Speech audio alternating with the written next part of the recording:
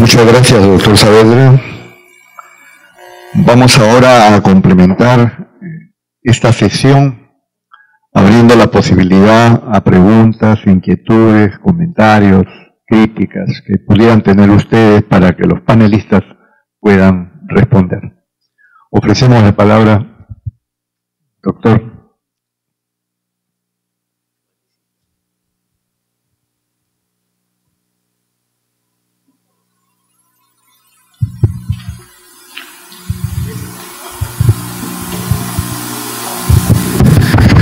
Buenos días. Ante todo, agradecer realmente interesantísimas presentaciones de todos los expositores y más que una pregunta, de repente una reflexión al respecto de importancia de diferenciar lo que son trastornos psicóticos generados por consumo de sustancias psicoactivas, las enfermedades endógenas como esquizofrenia y, digamos, como morbilidades. Porque, claro, yo entiendo que hay diferentes criterios, hay diferente cuadro clínico. Entiendo que a veces en un corte transversal es difícil diferenciar. Entiendo que el tratamiento en muchos casos es igual. Pero realmente eso es una cuestión que tiene que ver con salud pública, porque a pesar de que consumo, prevalencia de vida de sustancias psicoactivas, incluyendo alcohol, es bastante amplia, no tenemos un registro de repente como existe en caso de TEA, en caso de VIH y otras enfermedades. Y eso genera complicaciones de repente a nivel de atención, porque es difícil, claro, antecedentes, anamnesis, todo puede darnos una respuesta, pero no siempre es fácil y en muchos casos familiares y mismos pacientes o disminuyen consciente o inconscientemente o niegan esos antecedentes. Y esto puede tener una implicancia legal, por ejemplo, en caso de inimputabilidad, es bastante trascendente, creo yo, porque en muchos casos la población, en primer lugar, la palabra esquizofrenia está, digamos, muy distribuida en la población con un concepto no siempre relacionado con criterios, digamos, diagnósticos claros. Entonces, en muchos casos, conducta inadecuada puede, por todos familiares, pueden interpretarse como esquizofrenia. Por muchos médicos de otras especialidades que no son psiquiatras, también como esquizofrenia. Algunos psiquiatras pueden poner diagnóstico de esquizofrenia, sobre todo si está en una edad, digamos, pueden confundirse, eso es normal. Y después puede haber, digamos, una persona de 18, 20 años, que inició consumo a los 13, a los 17 empezó cuadro psicótico, tiene diagnóstico de esquizofrenia y puede, ante, digamos, una situación judicial, puede generar una declaración como inimputable cuando no lo es, y eso de alguna manera puede intervenir en temas de justicia. Gracias. Gracias, doctor Sindep. ¿Por un comentario? Bien, definitivamente es interesante el comentario que hace el doctor. Cuando un paciente está intoxicado, vamos a encontrar que es una olla de grillos, porque vamos a encontrar síntomas que nos van a confundir. Vamos a encontrar psicosis, vamos a encontrar alteraciones del ánimo, el paciente puede estar hipománico o en manía. Justamente hoy día recibí una llamada de teléfono de una mamá de una paciente mía, donde si bien había terminado parte de un tratamiento, vuelve a exponerse a la situación de riesgo y se sospecha que ha consumido cocaína. Y lo que más llamaba la atención es que su hija, cuando retorna a casa, la nota acelerada. Quería hacer 50 cosas, hablando rápidamente, etcétera, etcétera. Bien, entonces, en un consumo agudo podemos encontrar trastornos asociados que forman parte de la acción tóxica que la droga puede tener en el sujeto. Puede ser una psicosis. Recuerdo mucho haber leído un artículo de pacientes que en intoxicación aguda de cocaína llegaban a emergencias y salían con el rótulo "tienes esquizofrenia paranoide". Entonces, cuando hablamos de comorbilidad, tenemos que tomar puntos como referencia. Primera condición, 4 semanas como mínimo que el sujeto esté abstinente a drogas, para ir viendo cómo ha ido evolucionando el cuadro clínico. En una reunión de expertos que hicimos en Lima hace un par de años, tomamos como referencia tomar en consideración 5 semanas. Si luego de transcurridas las 5 semanas persisten los síntomas psiquiátricos y entre comillas no se han limpiado, probablemente estemos hablando de un trastorno psiquiátrico primario. Podría ser a lo mejor una esquizofrenia en el caso de un joven que a lo mejor consumía marihuana. La otra gran pregunta es, ¿qué puedo hacer? Puedo aplicar instrumentos. Hay un instrumento que a la 5ª semana yo lo puedo utilizar, que es el MINI, un instrumento que es uno de los utilizados para justamente tratar de hacer ese corte. Es un instrumento que ha sido validado en el Instituto Nacional de Salud Mental y que sería interesante cuando nos encontramos frente a pacientes de este tipo, pasado ese tiempo donde tenemos nosotros la garantía que esté en abstinencia, para poder ver qué patología asociada puede haber. Siempre bajo la línea de esquizofrenia. Recuerdo haberle escuchado a un colega mío un estudio que había encontrado, donde teniendo en consideración lo que hoy día ha hablado el doctor Alfonso Zabaleta, de esos cambios en la transcripción, en un estudio que se hace de 10 años de pacientes consumidores, si mal no recuerdo, en Escocia, sin antecedentes evidentes de trastorno psiquiátrico, terminaban presentando esquizofrenia. La gran pregunta era, si es que esos cambios genéticos, de tipo epigenético, han predispuesto a ese sujeto para presentar justamente este problema. Y finalmente quiero terminar mi comentario, es que comienza a aparecer ya una corriente que está considerando que probablemente la esquizofrenia es un trastorno del neurodesarrollo. Y por lo tanto, frente a este problema, sintomatología que puede estar escondida, simple y llanamente por efecto de alguna droga, simple y llanamente se despierta. No sé si esto esté respondiendo a la inquietud que tienes. A ver si alguien quiera complementar. Sí,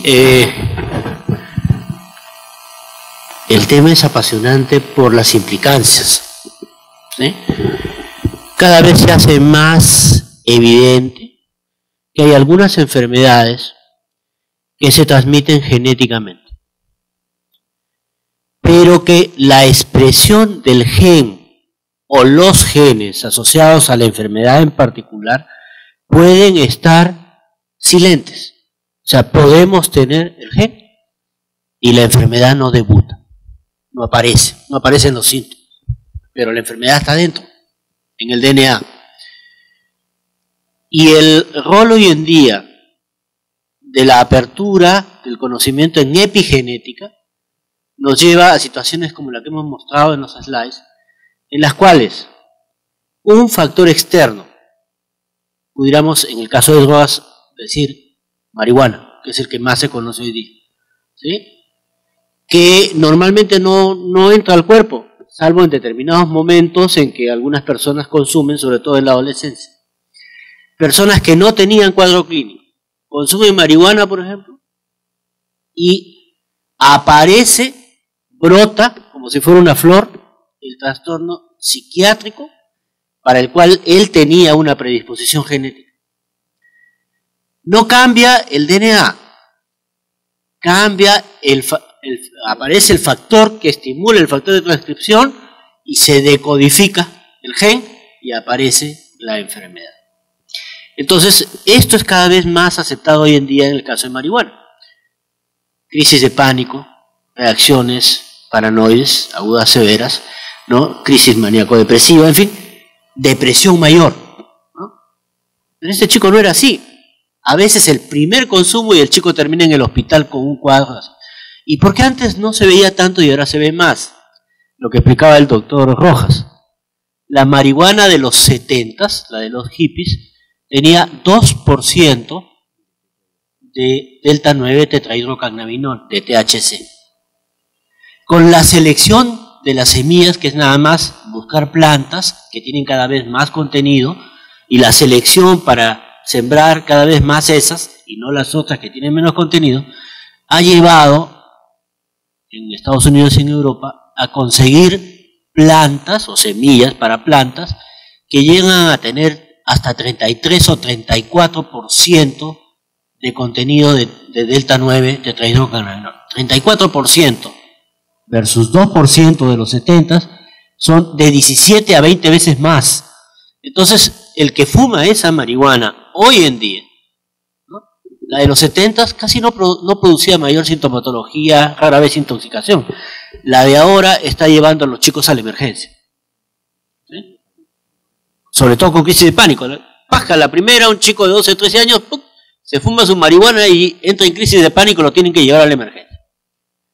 Entonces, hoy en día consideramos que la marihuana es sobre todo en este grupo etario, ¿no?, uno de los diagnósticos para estos casos clínicos que ven usualmente los psiquiatras y los internistas, es consumo de marihuana. Conforme vaya avanzando la experiencia, vamos a de repente encontrar que algunas otras drogas también están haciendo el mismo tipo de fenómeno, ¿sí? Entonces, hoy en día existe una explicación para algunos de estos casos. Obviamente, nuestro conocimiento sobre la interioridad de la genética y la epigenética y los factores que están involucrados todavía es pequeño, pero estamos avanzando cada vez más. Hoy en día, por ejemplo, ya ustedes saben, se decodificó el genoma de una persona, el proyecto Genoma Humano. Hoy día tenemos un proyecto Genoma Humano ampliado que busca evaluar 350 personas en todo el mundo, de las cuales 5 son peruanos, ¿sí? 2 morenitos de Chincha, un nativo andino y dos charapas o dos selváticos. Y a ellos los están estudiando. Un lado orientados al lado de la farmacogenética y metabolismo de la droga, etc. Pero también, evidentemente, van a saltar este tipo de información alrededor de esto que estamos hablando hoy día y que probablemente mañana nos dé más luz. Pero hoy día ya está, por lo menos la marihuana está siendo aceptado cada vez más, que existe este fenómeno epigenético que hemos estado hablando hoy día. Finalmente, un par de minutos. Hablando de prevención, esto me remite a lo siguiente. Gordon, que es un investigador muy conocido en cuanto a lo que es prevención, él ha estratificado las intervenciones preventivas, ¿no? Que un poco que ha salido ya del enfoque estrictamente médico o biológico. En los modelos de prevención de Gordon, aparte del modelo universal, que es el equivalente a prevención primaria, si cabe, hay un segundo modelo que es el modelo selectivo. El modelo selectivo está orientado a grupos de chicos altamente vulnerables. Y justamente lo que acaban de decir acá los autores, por ejemplo, ¿con quiénes intervenimos la prevención selectiva? Nosotros acabamos de tener un proyecto en Tingo María justamente con este modelo de prevención selectiva indicada.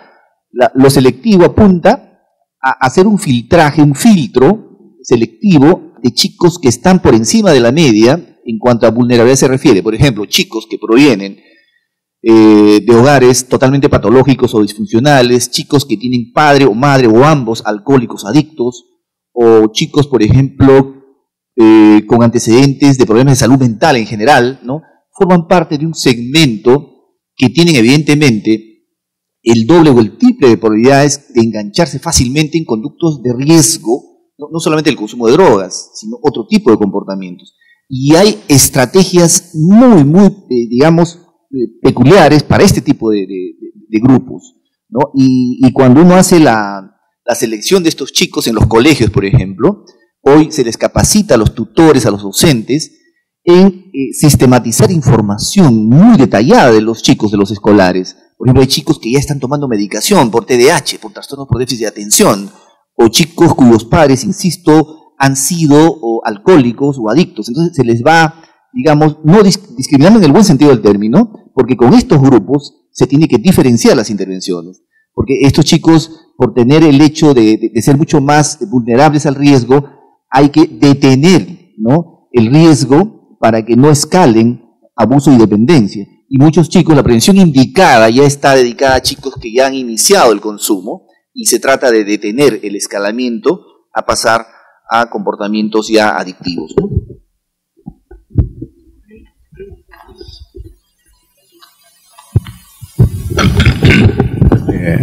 Doctor Calderón, Ya, gracias.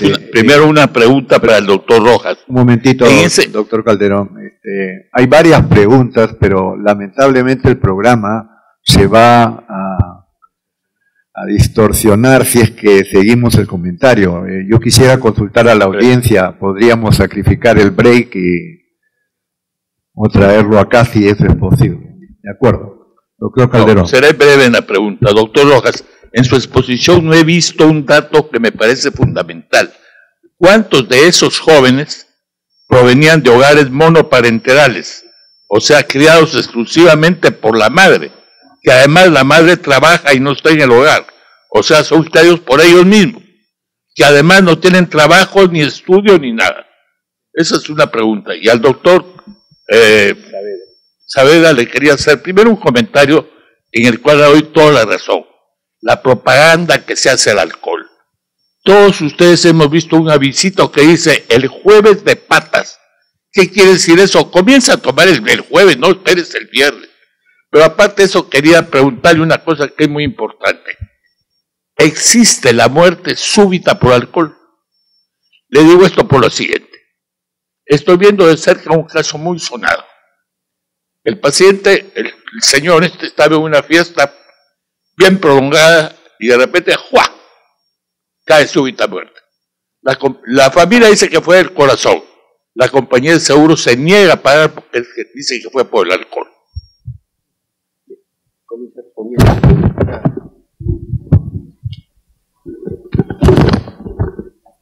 Gracias, doctor, por la pregunta. Y esto me remite también a la última investigación que hemos presentado conjuntamente con Naciones Unidas sobre esto, y voy a dejar a disposición también el link, ¿no?, para que ustedes puedan bajar esta investigación muy, muy interesante sobre función parental, paterna y materna en adolescentes infractores, adolescentes consumidores y adolescentes escolares. Son 3 muestras.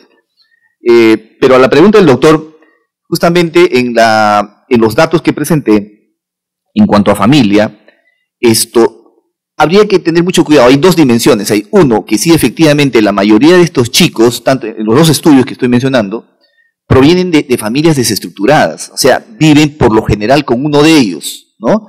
En algunos casos es familia estructurada, en segundo lugar. Pero la otra dimensión que hay que tener mucho cuidado es que la estructura de la familia puede ser importante. Claro, el chico que vive con papá, mamá, aparentemente está más protegido de los factores de riesgo, pero sin embargo, también no hay que perder de vista de que más que la estructura, la calidad de los vínculos juega un rol importante, yo diría hasta gravitante, ¿no? Hay chicos que no consumen drogas y solamente viven con mamá o papá. Entonces, pareciera que, insisto, la calidad vincular, el hecho de las funciones parentales claramente establecidas, con un estilo de crianza adecuada, donde no hayan abusos y excesos de alcohol, por ejemplo, entre otras cosas, no cabe duda, pareciera que son mucho más importantes que la misma estructura, porque de hecho muchos padres pueden trabajar todo el día y solamente tienen 1 o 2 horas para compartir con sus hijos, pero lo hacen con calidad. Y claro, otros padres, si son demasiado periféricos, son muy fríos, muy alejados y no se involucran en la crianza de los chicos, ¿no? Entonces, de hecho, la calidad, creo yo, cuenta mucho los factores de riesgo. Pero también es cierto, para terminar este comentario, que cuando un chico vive en una familia estructurada, no cabe duda que tiene digamos, esa ventaja, entre comillas, de neutralizar pues los riesgos con mucho más facilidad, ¿no?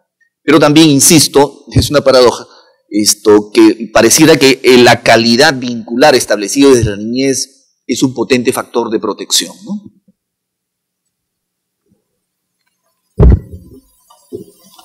Bien, doctor Calderón, respondiendo a su pregunta.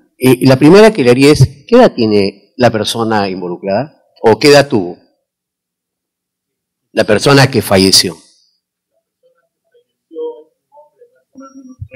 Ya. Bien. ¿Qué edad? 30 años.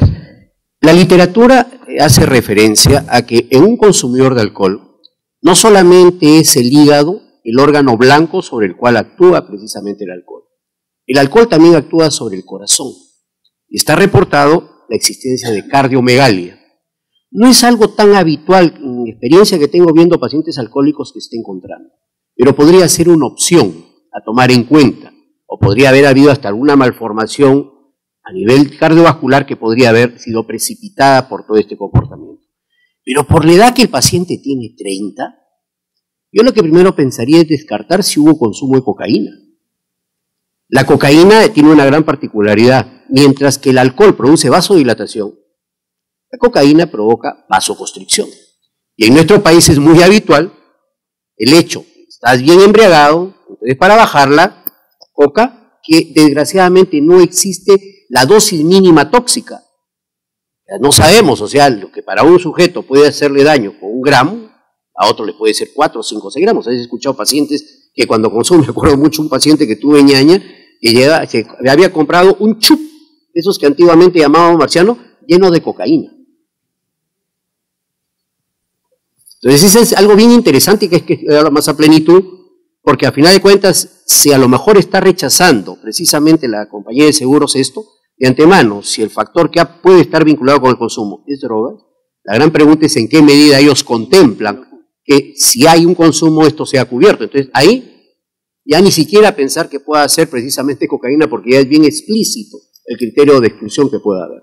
Pero de todas maneras estudiarlo más a fondo.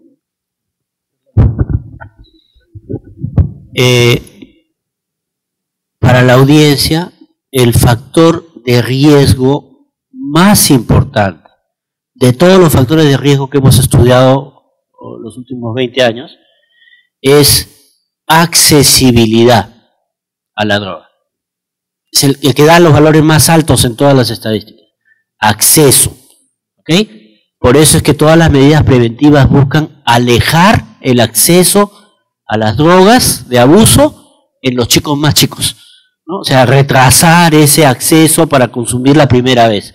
Entonces, ese es el factor de riesgo más gravitante, incluso que los factores familiares, que los factores de otro tipo. En nuestra sociedad, el factor más importante de riesgo es la accesibilidad a la droga. Droga barata al alcance de los chicos, el riesgo y el peligro es mayor. Doctor Villena. De la exposición del doctor Zabaleta, parece ser que estos cambios que describe en factores de transcripción son secundarios al consumo de drogas, porque se ha visto que, por ejemplo, los maratonistas compulsivos también expresan más niveles de delta FOSB, ¿no? O la alternativa sería que aquellos que expresan más factores de transcripción son los que se van a hacer adictos posteriormente. Lo otro es que, como bien dijiste, si esta es una enfermedad nuclear no se puede intervenir sobre el núcleo, porque por ejemplo el 60% de las hormonas actúan a nivel de AMP cíclico y utilizan el CREP, entonces no se puede bloquear el CREP, causaríamos un desastre. Si no podemos tratar, lo fundamental es prevenir. Y prevenir significa primero saber cuáles son los factores de riesgo para que un adolescente o cualquier persona incurra en el consumo de drogas. Y mi pregunta sería, bueno, la marihuana tiene efectos terribles, pero también un comentario general sobre el uso médico de la marihuana. Sí. La charla tenía justamente el enfoque que tú le has dado. ¿Okay? Es una enfermedad del núcleo. Estos componentes no son componentes exóticos que aparecen y para hacernos daño, son componentes que el sistema produce. Pero cuando entra la droga, en este caso la droga en particular, y en particular sobre el núcleo accumbens, que es donde se evidencian estos daños que se asocian a la adicción, el problema es, como tú también decías, es cómo hacemos para regular este componente. Ahora hay un medicamento en experimentación para regular el delta FOSB, pero, como también es obvio, si el delta FOSB es un componente que aparece también en situaciones normales, ¿qué pasa si lo quitamos? ¿No? Nos vamos a ir al otro extremo a generar otra enfermedad por la deficiencia del delta FOSB. Entonces, el asunto es complejo. Y es tan complejo como que es obvio que si no hacemos nada, entonces la probabilidad de realmente curar al paciente si el tema es nuclear es algo bien difícil. Por eso es que en adicciones no se habla de cura con desaparición total, sino se dice 5 años sin consumo, ya te consideramos curado, pero esa es una falacia, ¿no? Tu segunda pregunta era, ok, el uso médico de la marihuana, muy discutido ahora, se refiere más o menos a lo siguiente. En pacientes crónicamente enfermos, con enfermedades que causan mucho dolor, ejemplo cáncer terminal, ¿no? Metastásico, donde digamos, los médicos nos vemos obligados a utilizar antálgicos, ¿no? En una escalera que termina con los opioides y que llega un momento en que el paciente no puede seguir recibiendo opioides por los daños de la misma terapia, aparecen una serie de otros elementos, de otros medicamentos que tienen dentro de sus propiedades producir analgesia. Y si seguimos avanzando en la figura y empezamos uno por uno, hay como 20 ahí, ¿no? Vamos a ir avanzando, en general, a ir usándolos todos y todos empiezan a caer en su efectividad a lo largo del tiempo.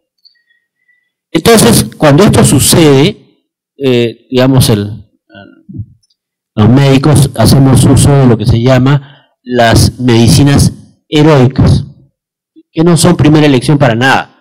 Pero como ya gastamos todo lo que podíamos darle al paciente para calmar el dolor, entonces aparecen los sucedáneos y otras cosas más. Uno de esos sucedáneos es el delta 9 tetrahidrocannabinol. Justo el que produce la adicción, también tiene un leve poder analgésico. Ojo, es el delta 9 solo, no es la hoja de marihuana. ¿Sí? Porque la concentración en la hoja de marihuana podría ser tan baja que no le va a servir. O sea, lo que se ha autorizado en algunos estados de los Estados Unidos es el uso médico controlado del delta 9 extraído de la planta y dosificado por un farmacéutico, ¿sí? Como una terapia heroica para esos pacientes que tienen dolor intratable y donde ya no tenemos nada que darle. Ese es, digamos, el entorno en el que se está usando. Pero es paciente controlado, con historia clínica, con un médico que se hace responsable de la dosificación de esto. Es igual que otros componentes que son adictivos, que también se usan en medicina en forma controlada. Ese es uno de los esquemas. Después se planteó el empleo de algunos derivados de los cannabinoides, que son unos alcoholes, ¿no? Ahí apareció, allá como producto farmacéutico en el año 95, el empleo, la aprobación en Estados Unidos del dronabinol. ¿Sí? ¿Cuál era el problema en esa época? En esa época los pacientes con tratamiento quimioterápico para el cáncer suelen hacer náuseas y vómitos intratables, ¿sí? Y no había medicamento eficaz. Cuando sale el dronabinol sale con ese esquema de ser utilizado como un medicamento para las náuseas y vómitos de los pacientes que reciben quimioterapia. Y es un medicamento efectivo. Es caro, pero efectivo. Sin embargo, en años posteriores aparecen medicamentos que tienen que ver con uno de los receptores de serotonina, ¿no? ¿Sí? Que es más eficiente en ese tratamiento. Entonces eso hace que ese tratamiento, que el 95 era atractivo, hoy día ya haya dejado de ser atractivo porque el otro medicamento es más seguro, ¿no? Y además produce menos efectos adversos y además es más barato, ¿sí? Entonces ahora los medicamentos que actúan sobre el receptor 5HT1, creo que es el caso, ondansetron creo que es el medicamento, que ahora se emplea, ¿no? Como primera elección, y el otro ha pasado un poco a la historia y está por ahí. Está en el mercado, pero es caro y preferimos el otro. Esa es la segunda de las cosas. Después, medicamentos que se saquen de la hoja de marihuana y que sirvan para tratar el cáncer. La evidencia hasta ahora, en estudios muy básicos todavía sobre células en cultivo, tumorales y sobre animalitos con cáncer de diverso tipo y a los cuales se les da derivados de marihuana, lo que se ha encontrado es que el mismo derivado puede según los reportes, disminuir el crecimiento de ciertas células de cáncer en cultivo, pero si cambiamos de cáncer a otra célula de cáncer, de repente lo aumenta. Entonces es una cosa así, digamos, sumamente oscura, sumamente discutible, no hay evidencia concreta sólida que lo respalde. Hay el empleo de algún cannabinoide y de marihuana en general completa para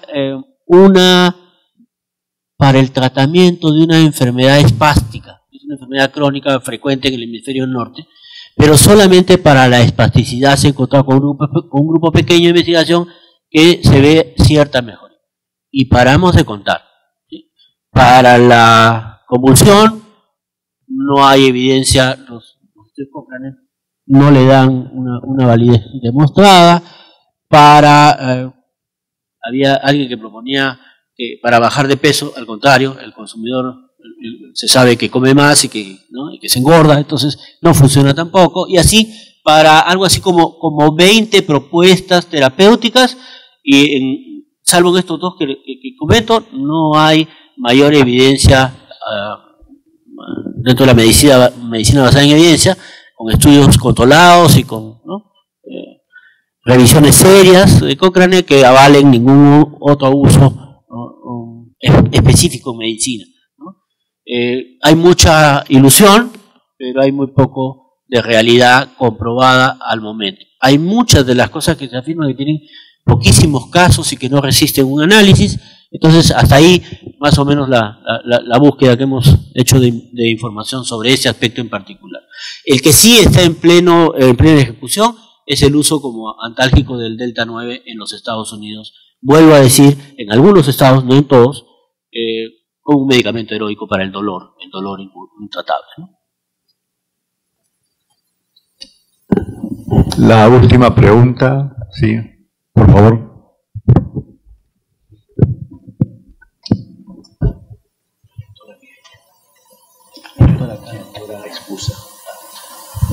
Gracias. Muchas gracias por las excelentes presentaciones. Tengo dos preguntas muy puntuales. ¿Cuál es la magnitud del consumo de estos preparados tipo queques o que se están produciendo con marihuana en otras partes del mundo, ¿no? Es relativamente frecuente. Y la segunda pregunta está relacionada: ¿cuál es el real pronóstico de una persona con alcoholismo, con consumo severo, considerable, a largo plazo?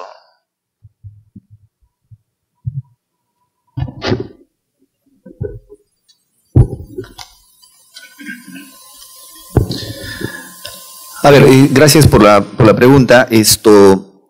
A ver, de los casos que suelen ser vistos en el servicio, hay un porcentaje, hay un segmento, diría no significativo, pero sí es un segmento que hay que mencionarlo.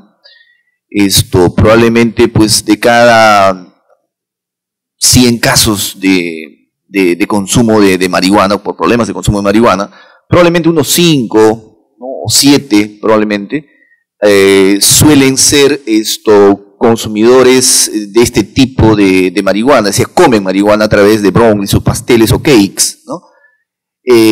Ahora, la mayoría de estos chicos y chicas también fuman, pero eventualmente no son exclusivos consumidores de brownie, pero sí suelen consumir.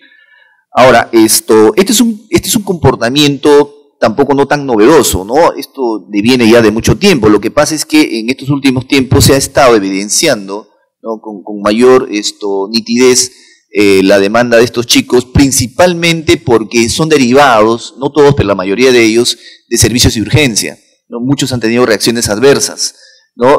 Probablemente por la cantidad muy alta de THC que comen, ¿no? Entonces eso les genera una reacción adversa. Es importante también anotar que en el caso de este tipo de consumo, hemos visto a muchos chicos cuyas familias, inclusive algunos padres o madres, también lo hacen, ¿ya? Y pareciera que este hecho ha generado en ellos la baja percepción de riesgo y comienzan a hacer sus pasteles o cakes, ¿no? Esencialmente eso le puedo decir. Bien, en relación a la pregunta del pronóstico de los pacientes ya con alcoholismo severo, yo creo que lo primero que tendríamos que hacer es remitirnos a lo que habíamos mostrado el día de hoy. La desintoxicación, que debe ir acompañada de la motivación a trabajar con el paciente. La deshabituación en el caso de ser posible.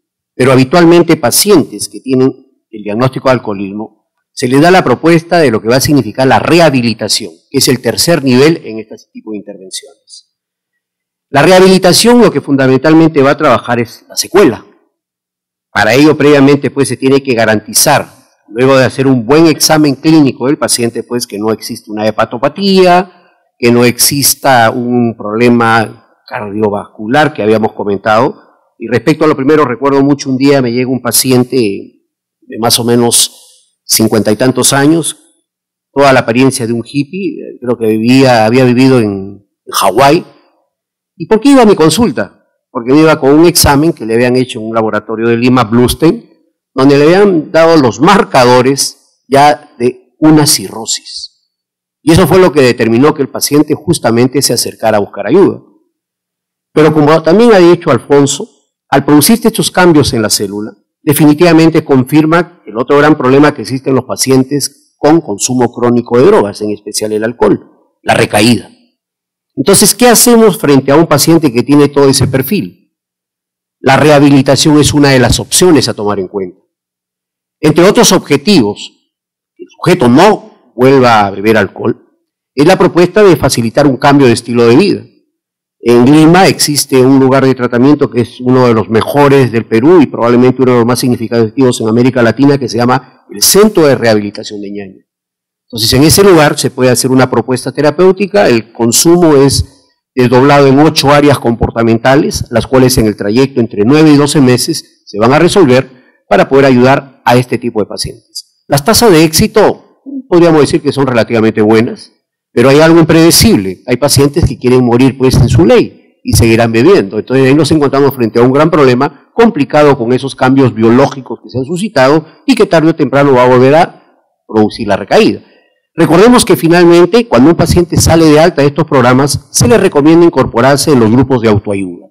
Y uno de los grupos de autoayuda más utilizados en nuestro país es Alcohólicos Anónimos. Incorporado a un programa de esta naturaleza, el resultado puede resultar muy interesante. En los Estados Unidos ha aparecido una corriente parecida, pero ya con un enfoque más científico. Se llama el Smart Recovery. El Smart Recovery es un programa muy similar a Alcohólicos Anónimos, pero que tiene como sustento una intervención psicoterapéutica. Es terapia racional emotiva conductual. Es una propuesta de un psicólogo de apellido Albert Ellis y que en este momento tiene bastante acogida en los Estados Unidos. Uno coloca Smart Recovery y va a ver cómo es el programa. Hay documentos que uno puede acceder a él y ver más o menos qué cosa es lo que buscan en este, diríamos, tipo de intervención. Si sumamos todos estos elementos, podríamos decir que el pronóstico va a mejorar. Tampoco me puedo garantizar que pueda decir absoluto, porque hablar de una curación, comparto con lo que plantea Alfonso, es impredecible. Con las disculpas, no la había visto. Sí, no se preocupe. Adelante. Yo quisiera hacer una pregunta. Todos estos temas, de alguna manera, los hemos tratado en otras oportunidades. Ahora yo quisiera conocer la opinión del doctor Zabaleta y del doctor Rojas acerca de las adicciones no tóxicas. O sea, es un problema muy fuerte al que nos estamos enfrentando la gente que trabajamos con adolescentes, con jóvenes.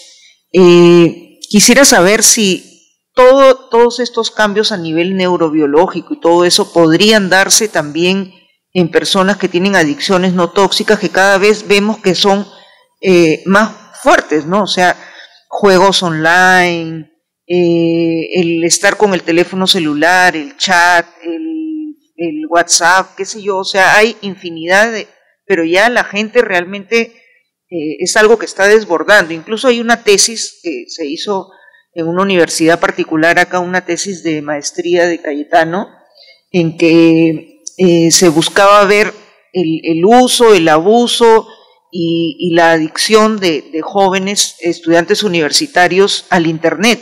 Y se encontró un alto porcentaje de universitarios que estaban ya habiendo desarrollado adicción al Internet. Entonces, quiero saber también de parte del doctor Rojas, bueno, el doctor Zabaleta, preguntarle si estos cambios a nivel neurobiológico de generación de dopamina y todo eso podrían estarse dando también en las adicciones no tóxicas, y al doctor Milton Rojas, si están atendiendo también en Cedro vía teléfono, en estas líneas de ayuda a personas que tengan adicciones no tóxicas.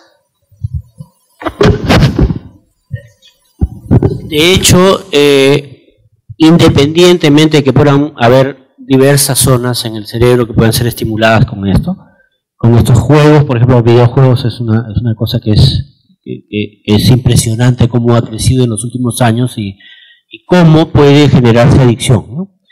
El mecanismo es el mismo. El mecanismo de liberación de dopamina en la vía final, la vía del placer, es el mismo mecanismo que se da para el consumo de drogas, solo que en una situación entra una sustancia química, en la otra entra una acción estimulante sobre determinadas partes del cerebro que terminan en esa gratificación ahí. Entonces, por ahí se puede explicar el mecanismo neurobiológico. Yo sé que Milton ha hecho un par de estudios en relación a adicciones a juegos en línea, por ejemplo, que si uno los mira desde afuera, uno dice, bueno, aquí no hay una sustancia química, pero está viendo el mismo fenómeno, ¿no? ¿Sí? Y que va cada vez siendo más grande entre las poblaciones. No, al margen de eso, un pequeño paréntesis, no debemos descuidar el consumo de alcohol en jóvenes y en particular en universitarios. ¿Sí? Hace un par de años o 3 años hicimos un estudio en estudiantes de medicina, ¿no? Una facultad en el país, y resultó que los resultados utilizando Audit nos asustaron a todos. ¿Sí? Por el consumo problemático, incluso en estudiantes de medicina, era una cosa terrible. ¿Sí? O sea, no tomaban todos los días de la semana, tomaban estas reuniones de fin de semana y después empezaron a faltar los primeros días de la siguiente semana y empezó a alterar su rendimiento. Entonces, no debemos descuidar el alcohol. El alcohol está presente, pero rara vez le damos importancia, pero es uno de los problemas más serios dentro, por ejemplo, de la población de estudiantes en las universidades. Gracias. Bueno, en el caso del servicio Lugar de Escucha de Cedro, en estos últimos, yo diría, 6 a 8 años, se ha estado recibiendo con incremento las demandas de ayuda de jugadores ludópatas, juegos de apuesta, ya ampliamente conocido, ¿no? Con criterios diagnósticos, donde creo que sí, una lectura, por ejemplo, es la lectura neurobiológica, que de alguna forma tiene mucha relación con el tema de las drogas, ¿no? Alfonso justamente ha detallado el tema de los centros de gratificación o placer, que tendrían que ver mucho en estos temas. Sin embargo, en el tema de los juegos en red, ¿no? A través de Internet, donde hoy, por ejemplo, los chicos tienen pues grandes campeonatos mundiales, inclusive, ¿no? Con dineros, con juegos de apuesta en el contexto de las redes sociales. Ahí todavía, creo yo, falta mucho investigar. El otro día yo tuve una conversación vía Skype con el doctor Enrique Chiburúa, que es uno de los que más ha trabajado el tema de los juegos, tanto como ludopatía como juegos de apuesta en España, y ya tiene muchas publicaciones en la Universidad de Deusto.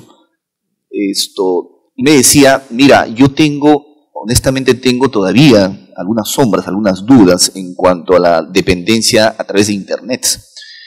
Hay todavía forados, huecos, donde falta investigar. Sin embargo, en mi experiencia, no hablando de ludopatía propiamente dicho, sino de los juegos de apuesta, recibimos cantidades importantes principalmente universitarios y curiosamente de facultades de ciencias, ingeniería, ¿no? También medicina, psicología, chicos que a través de los juegos en red comienzan a interferir seriamente, ¿no? Su calidad de vida, su rendimiento, ¿no? Muchos chicos que inclusive ya son condicionados a seguir a la universidad en la medida en que vayan a recibir ayuda, ¿no?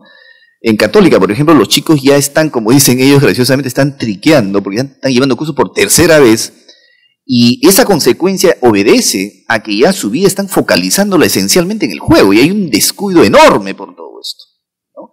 Entonces, sí es visible las solicitudes de atención por juegos en red a través del Internet, pero sin embargo, en términos de investigación, aún todavía falta investigar este segmento de juegos, ¿ya? Ahora, también es cierto, la autora apuntaba a conductas adictivas sin sustancias. El abanico es amplio, ¿no? Ahí ustedes van a encontrar adicción al sexo, adicción a otra persona, codependencia, ¿no? Al trabajo, etc. Esos comportamientos adictivos autodestructivos que se generan, ¿no? En las personas, ¿no? Y ahí inclusive hay enormes grietas también de investigación, ¿no? El tema del teléfono móvil, ¿no? Hay una enorme discusión, por ejemplo, en estos momentos en cuanto a la generación de la adicción al teléfono móvil, ¿no? En cuanto, por ejemplo, a que hay personas que no pueden estar ni siquiera un segundo alejados de su teléfono, ¿no? Les genera ansiedad, ¿no? Entonces, creo que en los próximos años, ojalá pocos años, nos puedan dar una luz mucho más grande, mucho más clara, quiero decir, en cuanto a las adicciones sin sustancias, porque aún todavía, hay que decirlo, todavía no tenemos la claridad suficiente. A mí me interesa enormemente seguir viendo el tema, por ejemplo, de los juegos en red, porque hay pacientes que van, seguramente a ustedes también les han tocado la puerta, ¿no? Y necesitamos mucho más herramientas terapéuticas. El enfoque de entrevista motivacional, la terapia cognitivo-conductual, entre otras, son las que en este momento se están trabajando con estos casos.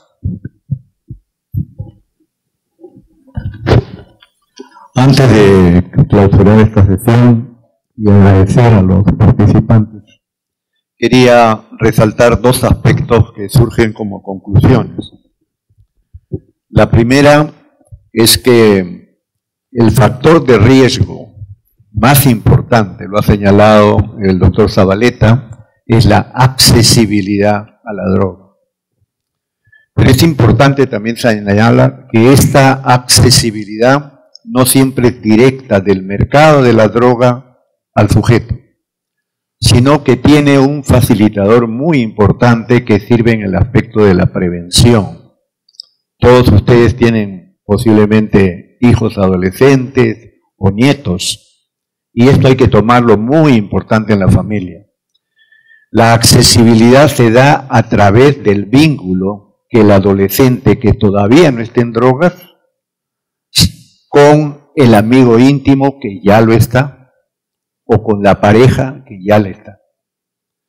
Y en este aspecto, en el ser humano, se ha señalado que el uso de drogas tiene también una intención de autodestructividad.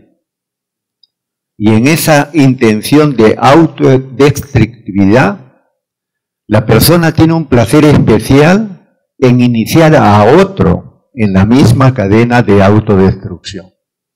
O sea, no es por casualidad que simplemente un amigo lo invita al otro a probar. Hay un placer recóndito en iniciar a otra persona en este proceso.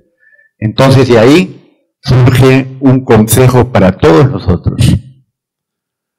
Cuando el hijo sale de la casa, ya nada se puede hacer. Él tiene que cuidarse. Hay que darle la responsabilidad a él de que él se cuide. Y en segundo lugar, los padres y los abuelos particularmente, tenemos que fijarnos no tanto a dónde va, sino con quién va. Eso tiene que ser muy consciente en el adolescente. Bueno, la Academia Nacional de Medicina desea expresar su agradecimiento a los profesionales invitados, el doctor Carlos Saavedra Castillo, el magíster Rojas, Milton Rojas, y agradecer también el trabajo del doctor Alfonso Zabaleta Martínez, que organizó la mesa, y lamentar que el doctor Saúl Peña no haya podido estar presente. Muchas gracias por la